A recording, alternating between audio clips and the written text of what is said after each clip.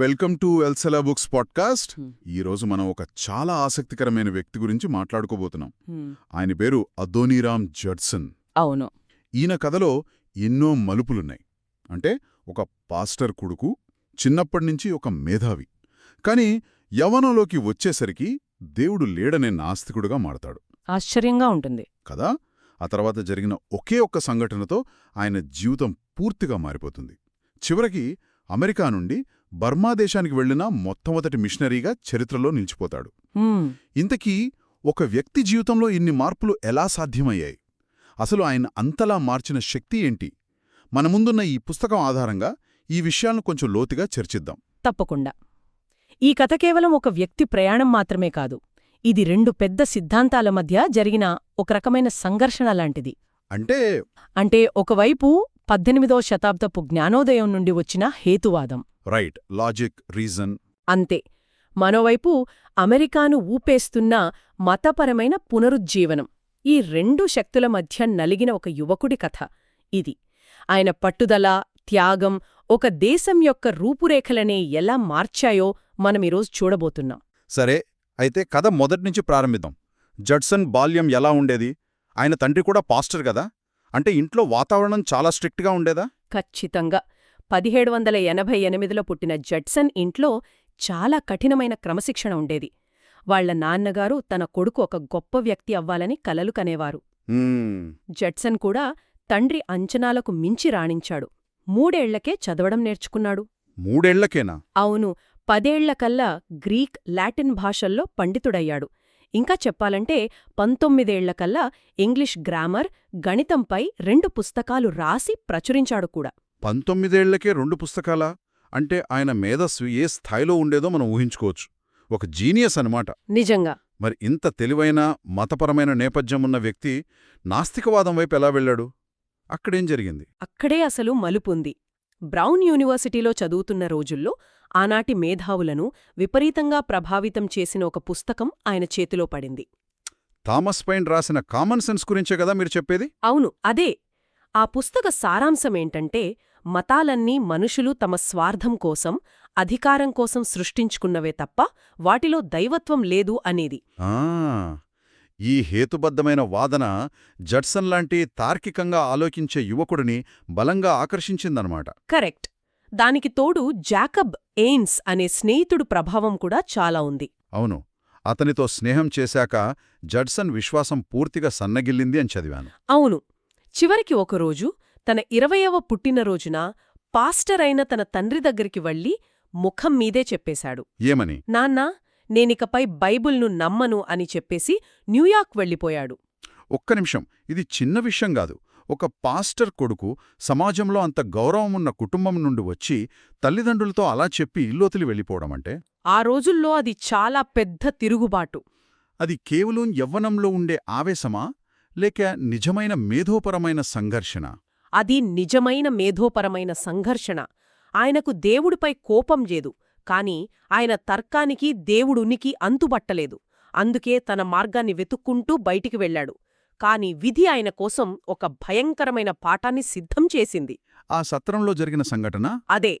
ఒక రాత్రి ఒక సత్రంలో బస చేసినప్పుడు పక్కగది నుండి ఒక యువకుడి మూలుగులు, ఆర్తనాదాలు రాత్రంతా వినిపిస్తున్నాయి. మరణమంచున ఉన్న ఆ వ్యక్తి వేదన జడ్సన్ను నిద్రపోనివ్వలేదు. మరణమంటే ఇంత భయమా? నాస్తికవాదం ప్రకారం చనిపోతే అంతా శూన్యం, మరి ఇంత వేదనెందుకు అని ఆలోచిస్తూనే ఉన్నాడు. ఉదయాన్నే ఆ వ్యక్తి చనిపోయాడని తెలిసింది. కాని ఆ చనిపోయింది ఎవరో కాదు, తన స్నేహితుడు, తన నాస్తికవాద గురువైన జాకబ్ ఎయిమ్స్ అని తెలిసి నిశ్చేష్టుడైపోయాడు. అబ్బా! తన సిద్ధాంతానికి మూలమనుకున్నవాడే మరణం ముందు అంత నిస్సహాయంగా భయంతో చనిపోవడం చూశాక ఆయన ప్రపంచం తలక్రిందులై ఉంటుంది. ఖచ్చితంగా. ఇక్కడొక ముఖ్యమైన విషయం గమనించాలి. ఆ సంఘటన జడ్సన్కు దేవుడిపై నమ్మకాన్ని వెంటనే ఇవ్వలేదు. మరి కాని దేవుడు లేడనే తన నమ్మకాన్ని నాశనం చేసింది. తన హేతువాదం మరణం ముందు నిలబడులేదని, జీవితంలోని అతిపెద్ద ప్రశ్నకు తన దగ్గర సమాధానం లేదని ఆయనకు ఆ క్షణంలో అర్థమైంది. ఆ శూన్యమే ఆయన్ని తిరిగి దేవుని వైపు నడిపించిందనమాట. అంతే. ఇంటికి తిరిగొచ్చి యాండోవర్ వేదాంత కళాశాలలో చేరి తన జీవితాన్ని దేవునికి అంకితం చేశాడు. ఒకసారి విశ్వాసంలోకి వచ్చాక ఆయన ప్రయాణం వేగంగా సాగినట్టుంది. వెంటనే మిషనరీగా వెళ్లాలని నిర్ణయించుకున్నాడు. కాని అమెరికా నుండి అప్పటి వరకు విదేశాలకు వెళ్లిన మిషనరీలు ఎవ్వరూ లేరు కదా. ఇది చాలా పెద్ద ముందడుగు. నిజానికి ఆ ఆలోచనకు బీజం వేసిందే జడ్సన్. అప్పట్లో అమెరికాలో ఒక పెద్ద మతపరమైన ఉద్యమం నడుస్తోంది. దాన్ని సెకండ్ గ్రేట్ అవేకనింగ్ అంటారు. అవునవును. యువతలో సేవ చెయ్యాలనే తపన విపరీతంగా ఉండేది. జడ్సన్ ఆ తపనను ఒక సంస్థ రూపంలోకి తీసుకురావాలనుకున్నాడు. లండన్ మిషనరీ సొసైటీకి ఉత్తరం రాశాడు. అంటే ఒక విద్యార్థి యొక్క పట్టుదల ఒక జాతీయ సంస్థ పుట్టుకకు కారణమైంది. అదే American board for foreign machines. ఈ సమయంలోనే ఆయన జీవితంలోకి ఆన్ హ్యాసెల్టైన్ వచ్చింది. వాళ్ల పెళ్లి ప్రపోజల్ గురించి చదివినప్పుడు నేను చాలా ఆశ్చర్యపోయాను. అది ఎవరైనా ఆశ్చర్యపోవాల్సిందే. ఆయన ఆన్ తండ్రికి రాసిన ఉత్తరం చాలా విచిత్రంగా ఉంటుంది. అవును. అయ్యా, నేను మీ అమ్మాయిని ప్రేమిస్తున్నాను, కాని నన్ను పెళ్లి చేసుకుంటే ఆమె నాతో పాటు తెలియని దేశానికి రావాలి, అక్కడ ఆకలి, కష్టాలు, అవమానాలు, బహుశా హింసాత్మక మరణం కూడా ఎదుర్కోవచ్చు. ఆగండి, ఇది నేను విన్న పెళ్లి ప్రతిపాదనలో కల్లా అత్యంత వింతైనది. సూటిగా మీ కూతుర్ని నాతోపాటు కష్టాలు పడి చనిపోవడానికి పంపిస్తారా అని అడుగుతున్నాడు.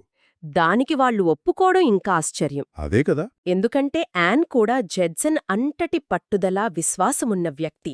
ఆమె కేవలం ఒక భార్య కాదు, ఆమె కూడా ఒక మిషనరీ. అందుకే ఆ సవాల్ను స్వీకరించింది. అలా 1812 ఫిబ్రవరి 5న వాళ్ల పెళ్లి జరిగింది. పెళ్లైన కేవలం 14 రోజుల తర్వాత. అవును, 2 వారాలకే వాళ్లు కలకత్తాకు ఓడెక్కారు.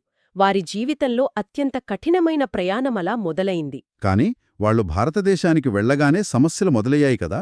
బ్రిటిష్ ఈస్ట్ ఇండియా కంపెనీ వాళ్లను అడ్డుకుంది. అవును, ఇక్కడ మనం ఒక విషయం అర్థం చేసుకోవాలి. బ్రిటిష్ ఈస్ట్ ఇండియా కంపెనీకి క్రైస్తవ్యంపై వ్యతిరేకత లేదు. వాళ్లకు వ్యాపారం ముఖ్యం. ఓకే.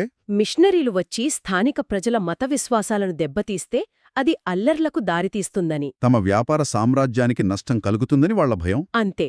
అందుకే జడ్సన్ను ఒక వ్యాపార ప్రమాదంగా చూశారు. వెంటనే దేశం విడిచి వెళ్లిపోవాలని ఆదేశించారు. అక్కడి నుండి వాళ్ల ప్రయాణం బర్మా వైపు మళ్ళింది. అప్పటి బర్మా అంటే ఇప్పటి మ్యాన్మార్. అది చాలా ప్రమాదకరమైన ప్రదేశం అని పుస్తకంలో ఉంది. చాలా ప్రమాదకరం. రాజులు చాలా క్రూరులు. బౌద్ధమతం తప్ప వేరే దేనినీ సహించేవారు కాదు. అలాంటి చోట వాళ్లు అడుగుపెట్టారు. మొదటి 3 ఏళ్లు కేవలం బర్మా భాష నేర్చుకోవడానికే సరిపోయిందట. అవును. జడ్సన్ రాత్రింబవళ్లు చదివి ఆరోగ్యం పాడ్చేసుకున్నాడు. ఈ కష్టాల మధ్యలో వాళ్లకు పుట్టిన బాబు 8 నెలలకే చనిపోయాడు. అమ్మో! అన్ని వైపుల నుండి నిరాశే. అన్నీ వదిలేసి వెనక్కి వెళ్ళిపోవడానికి అది సరైన సమయం. కాని వాళ్లు నిలబడ్డారు. ఇంత నిరాశలో వాళ్లకు ఆ అచ్చు యంత్రం అంటే ప్రింటింగ్ ప్రెస్ ఒక వరంలా దొరికింది. నిజమే. దానితో కరపత్రాలు ముద్రించడం, మత్తయి సువార్తను అనువదించడం మొదలుపెట్టారు. అయినా 7 ఏళ్ల వరకు ఒక్క వ్యక్తి కూడా మారలేదు. 7 ఏళ్లు. 7 ఏళ్ల 4 నెలల సుదీర్ఘ నిరీక్షణ తర్వాత మౌంగ్ నావ్ అనే వ్యక్తి మొదటిసారి బాప్తిస్మం తీసుకున్నాడు. వాళ్ల కష్టానికి దక్కిన మొదటి ఫలం అది. కాని ఆ సంతోషం ఎక్కువ కాలం నిలవలేదు. బ్రిటిష్ వారికి బర్మాకు మధ్య యుద్ధం మొదలైంది. అవును. దాంతో బర్మాలో ఉన్న విదేశీయులందర్నీ శత్రువులుగా చూసి జైల్లో పెట్టారు. జడ్సన్ను 21 నెలలపాటు ఖైదు చేశారు. ఆ జైలు జీవితం నరకం కన్నా దారుణంగా ఉండేది. 14 పౌండ్ల బరువున్న సంఖ్యళ్ళు, 100 మందిని ఒకే గదిలో బంధించడం ఊహించుకోవడానికే భయంకరంగా ఉంది. ఈ సమయంలోనే ఆన్ నిజమైన హీరోగా నిల్చింది. ఆమె ధైర్యం అసామాన్యం. నిజంగా. గర్భవతిగా ఉన్నా తన ప్రాణాలను పణంగా పెట్టి రోజూ జైలు అధికారులకు లంచమిచ్చి భర్తకు ఆహారం తీసుకెళ్లేది. అంతకన్నా ముఖ్యంగా జడ్సన్ ఏళ్ల తరబడి కష్టపడి అనువదించిన బైబుల్ వ్రాతప్రతులను కాపాడింది. అవును. ఆ వ్రాతప్రతులను ఒక దిండులో కుట్టి జైల్లో ఉన్న భర్తకివ్వడం, అది సినిమా కథలా ఉంది. ఆ దిండు లేకపోతే బర్మా బైబిల్ ఉండేది కాదు. నిజమే. ఆమె తెలివి, ధైర్యం లేకపోతే జడ్సన్ కృషి మొత్తం బూడిదలో పోసిన పన్నీరయ్యేది. ఈ మిషన్ వాళ్ళిద్దరి సమాన భాగస్వామ్యానికి అది ఒక నిదర్శనం. చివరికి యుద్ధంలో బర్మా ఓడిపోతుండటంతో బ్రిటిష్ వాళ్లతో మాట్లాడటానికి ఒక అనువాదకుడు అవసరమయ్యాడు. ఇది ఆయన నిస్వార్థ సేవకు పరాకాష్ట. జైలు నుండి బయటకొచ్చినా ఆయన కష్టాలు తీరలేదు. జైలు జీవితం వల్ల, సరైన సంరక్షణ లేకపోవడం వల్ల ఆన్ అనారోగ్యంతో 37 ఏళ్లకే చనిపోయింది. అవును. కొన్నాళ్లకే వాళ్ళ రెండవ కుమార్తె కూడా చనిపోయింది. తన జీవితంలో అత్యంత ముఖ్యమైన ఇద్దరు వ్యక్తులను కోల్పోయిన జడ్సన్ తన పనిని ఆపలేదు. ఆయన తన దుఃఖాన్ని కూడా తన పనిలోనే ఐక్యం చేసుకున్నాడు. తన జీవితంలో అత్యంత ముఖ్యమైన లక్ష్యం అంటే బైబిల్ మొత్తాన్ని బర్మా భాషలోకి అనువదించడంపై దృష్టి పెట్టాడు. 21 సంవత్సరాల అవిశ్రాంత కృషితో ఆ పనిని పూర్తి చేశాడు. ఆ అనువాదం ఎంత గొప్పగా ఉందంటే 300 సంవత్సరాల తర్వాత కూడా బర్మా భాషకు మరో అనువాదం అవసరం లేదని పండితులన్నారట. ఇప్పటికీ అదే వాడుతున్నారంటే ఆయన భాషపై ఎంత పట్టు సాధించాడో అర్థమవుతోంది.